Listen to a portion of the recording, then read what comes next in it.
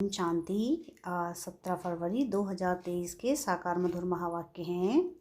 मीठे बच्चे, तुम्हें घर बैठे भगवान बाप मिला है तो तुम्हें अपार खुशी में रहना है। विकारों के वश खुशी को दबा नहीं देना है।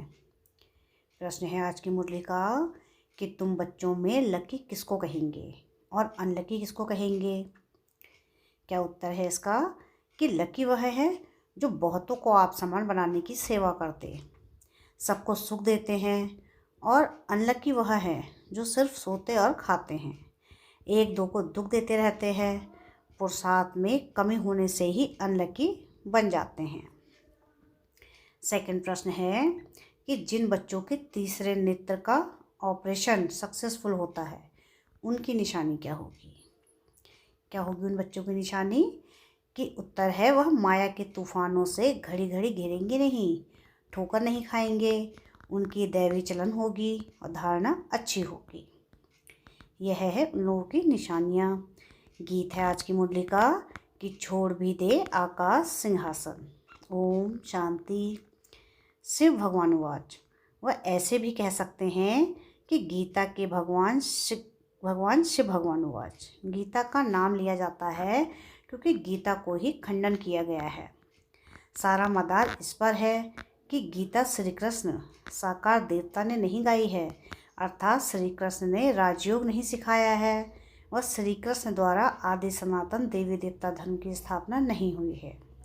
श्री कृष्ण को निराकार भगवान तो नहीं कह सकते।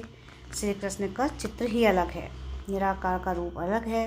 वह है परमात्मा, उनका कोई शरीर नहीं है। पुकारते ही हैं, हे भगवान रूप बदल कर आओ। वह कोई जानवर का रूप तो नहीं धरेगा। मनुष्यों ने तो जानवर का भी रूप दे दिया है, कच्छ मच्छ अवतार, 12 अवतार, परंतु खुद कहते हैं मैंने यह रूप धरे ही नहीं है, मुझे तो नई सृष्टि रचनी है।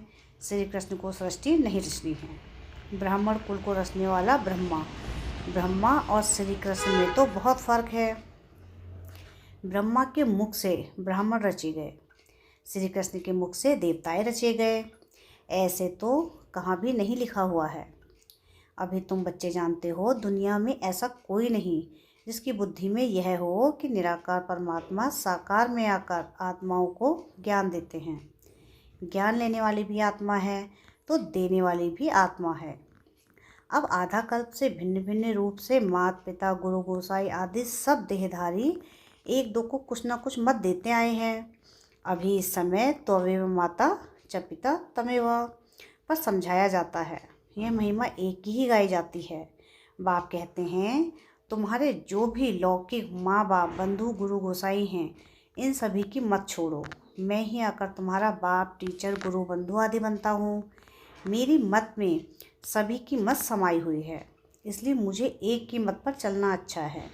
परमपिता परमात्मा जरूर अभी ही मत देंगे ना। यह परमात्मा तुम आत्माओं को मत देते हैं और वह सभी मनुष्य मत देते हैं। वास्तव में तो वह भी आत्माएं ऑर्गन्स द्वारा मत देती हैं, परंतु मनुष्य नाम रूप से फंसे हुए हैं तो इस राज को नहीं जानते हैं। जैसे कहते हैं बुद्ध पार निर्वाण गया। अब बुद्ध तो शरीर का नाम हो गया, वह शरीर तो कहाँ जाता नहीं। वह कहेंगे फलाना वैकुंठ गया, वह नाम शरीर का लेंगे। ऐसे नहीं कहेंगे कि वह शरीर छोड़ उनकी आत्मा गई, ऐसे कोई जाते ही नहीं। तुम समझते हो कि आत्मा को ही स्वर्ग में जाना है। आत्मा कोई स्वर्ग से यहाँ नहीं आती, आते सब परम धाम से हैं। यह नॉलेज तुम बच्चों की बुद्धि में है।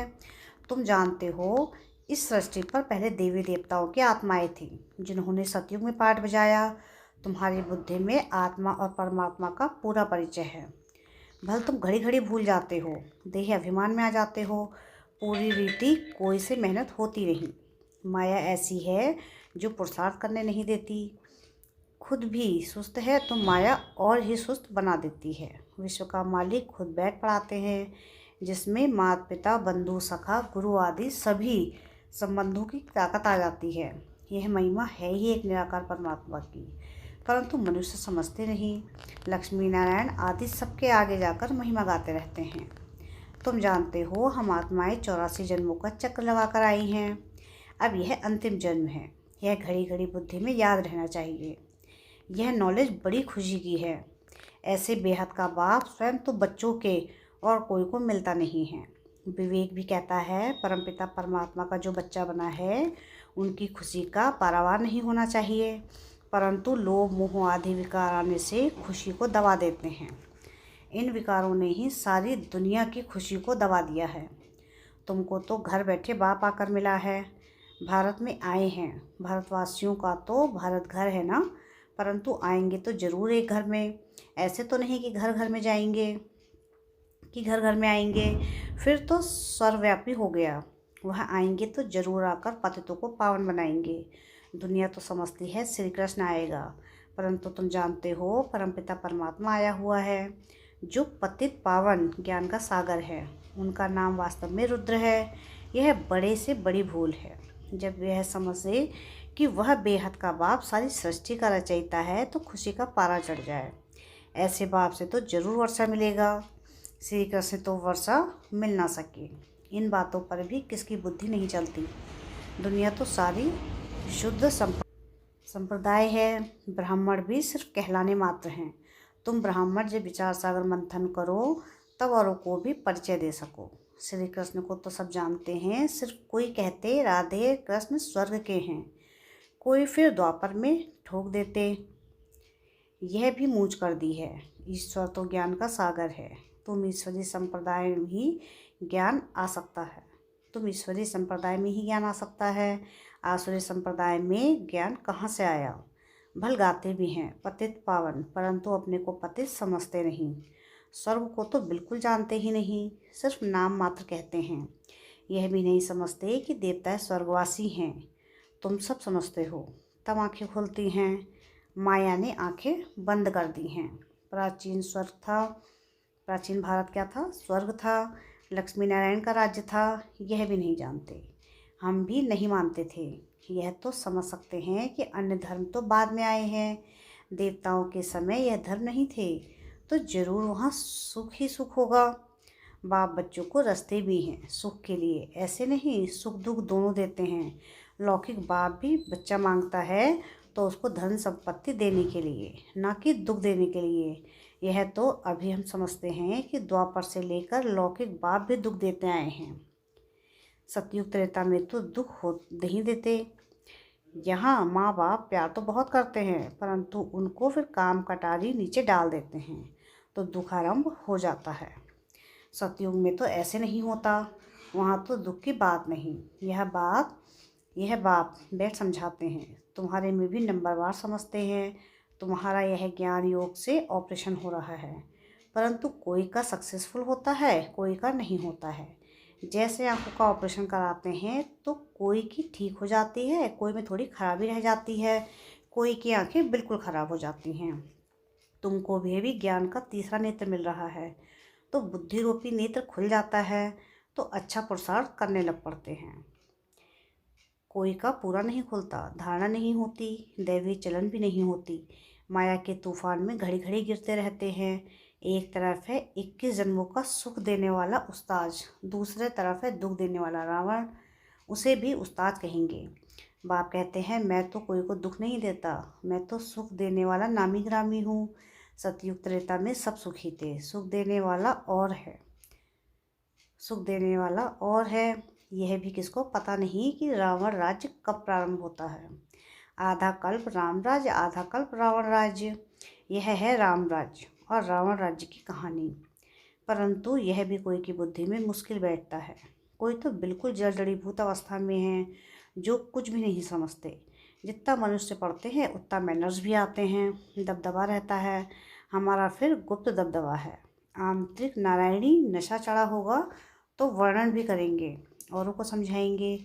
यह पढ़ाई तो राजाओं का राजा बनाने वाली है। कांग्रेसी लोग राजाओं का नाम सुनकर गर्म हो जाते हैं, क्योंकि पिछाड़ी के राजाएं ऐसी बन गए हैं।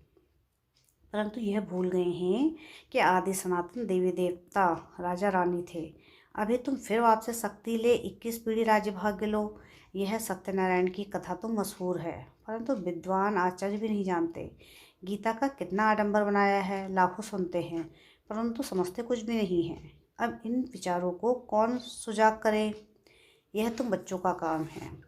परंतु बहुत थोड़े बच्चे हैं जो औरों को सुजाग कर सकते हैं।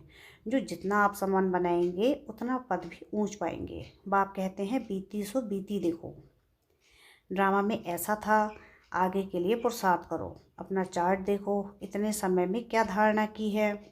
कोई 25-30 वर्ष के हैं, कोई 1 मास, कोई 7 रोज के बच्चे हैं, परंतु 15-20 वर्ष वालों से गैरअप कर रहे हैं। वंडर है ना। या तो कहेंगे माया प्रबल है या तो ड्रामा पर रखेंगे, परंतु ड्रामा पर रखने से पुरुषार्थ ठंडा हो जाता है। समझते हैं हमारे भाग्य में नहीं है। तुम सब लकी स्टार्स हो। तुम्हारी भेंट ऊपर के स्टार से की जाती है। तुम सृष्टि के सितारे हो, वह तो सिर्फ रोशनी देते हैं।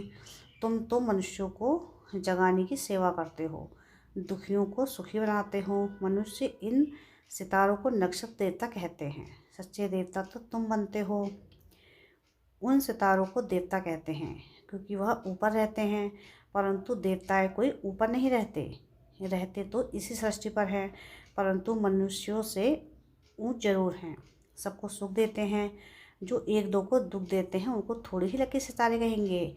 लकी और अनलकी इस समय हैं। जो आप सामान बनाते हैं उन्हें लकी कहेंगे। जो सिर्फ सोते और खाते हैं उनको अनलकी कहेंगे। स्कूल में भी ऐसे होते हैं, यह भी पढ़ाई है। बुद्धि से काम लेना पड़ता है। राधे कृष्ण को 16 कला लकी कहेंगे। राम सीता 2 कला कम हो गए। सबसे नंबर 1 लकी लक्ष्मी नारायण हैं। वह भी इस पढ़ाई से ऐसे बने हैं। पुरुषार्थ में कमी करने से अनलकी बन पड़ते हैं। तुमको तो बाप खुद पढ़ाते हैं। तुम स्टूडेंट ही गोपियाँ हो। वास्तव में यह अक्सर सतयुग से निकला है। वहाँ प्रिंस प्रिंसेस खेल बाल करते हैं तो प्रिय नाम गोपियाँ रखा है। श्री कृष्ण के साथ दिखाते हैं। बड़े हो जाते हैं तो गोपियाँ नहीं कहा जाता है। होंगे तो सभी प्रिंस ना। कोई दासिया व बाहर के गावड़े के लोगों से तो नहीं खेलेंगे। महल के बाहर वाले तो आ ना सके। श्री कृष्ण बाहर यमुना आदि पर नहीं जाते हैं, अपने महल में ही अंदर खेलते हैं। भागवत में तो कई फालतू बातें लिखी हैं। मटकी फोड़ी आदि है कुछ भी नहीं। वहाँ तो बड़े कायदे हैं। तो बाप कितना समझाते हैं। कहते हैं श्रीमत पर चलो, इस समय तुमको सुख ही सुख मिलता है। उनकी कितनी महिमा है। सबके दुख कैंसिल कराए सभी को सुख देते हैं। कहते हैं मामी कम याद करो। यह बाप आकर ना पढ़ाते तो हम क्या पढ़ सकते। नहीं, यह मोस्ट लवली बाप है। सबसे अच्छी मत देते हैं मन मना भाव। मुझे याद करो, स्वर्ग को याद करो, चक्र को याद करो, इसमें सारा ज्ञान आ जाता है। वह तो सिर्फ विष्णु को स्वदर्शन चक्र दिखाते हैं, परंतु अर्थ का पता नहीं। हम नहीं अभी जानते हैं कि शंख है ज्ञान का, जो निराकार बाप देते हैं। विष्णु थोड़े ही देते हैं, और देते हैं मनुष्यों को, जो फिर देवता अथवा विष्णु बनते हैं। कितना मीठा ज्ञान है, तो कितनी खुशी से बाप को याद करना चाहिए। अच्छा, मीठे मीठे सिकिलदे ब्राह्मण कुलभूषण स्वदर्शन चक्रधारी बच्चों को याद प्यार, परंतु बच्चे स्वदर्शन चक्र चलाते बहुत थोड़ा है। कोई तो बिल्कुल नहीं फिराते। वह तो रोज कहते हैं स्वदर्शन चक्रधारी बच्चे। यह भी आशीर्वाद मिलती है। अच्छा, मीठे मीठे रूहानी बच्चों का रूहानी बाप की नमस्ते। हम रूहानी बच्चों की रूहानी बाप दादा को याद प्यार, गुड मॉर्निंग और नमस्ते। शुक्रिया प्यारे बाबा, शुक्रिया। धारणा के लिए मुख्य सार है। पहली पॉइंट है कि एक बाप की मत में बाप, टीचर, गुरु, बंधु आदि की सब मतें समाई हुई हैं, इसलिए उनकी मत पर ही चलना है, मनुष्य मत पर नहीं। सेकंड पॉइंट है कि बीती को बीती कर पुरुषार्थ में गैलअप करना है। ड्रामा कहकर ठंडा नहीं होना है। आप सामान बनाने की सेवा करनी है। वरदान है आज की मुरली का कि शांति की शक्ति द्वारा सर्व को आकर्षित करने वाले मास्टर शांति देवा भव। जैसे वाणी द्वारा सेवा करने का तरीका आ गया है, ऐसे अब शांति का तीर चलाओ। इस शांति की शक्ति द्वारा रेत में भी हरियाली कर सकते हो। कितना भी कड़ा पहाड़ हो उसमें भी पानी निकाल सकते हो। इस शांति की महान शक्ति को संकल्प, बोल और कर्म में प्रैक्टिकल लाओ तो मास्टर शांति देवा बन जाएंगे। फिर शांति की किरणें विश्व की सर्व आत्माओं को शांति की अनुभूति की तरफ आकर्षित करेंगी और आप शांति के चुंबक बन जाएंगे। स्लोगन है आज की मुरली का कि आत्म अभिमानी स्थिति का व्रत धारण कर लो तो वृत्तियाँ परिवर्तन हो जाएंगी। क्या है स्लोगन आज का? कि आत्माभिमानी स्थिति का व्रत धारण कर लो तो वृत्तियाँ परिवर्तन हो जाएंगी। अच्छा, ओम शांति।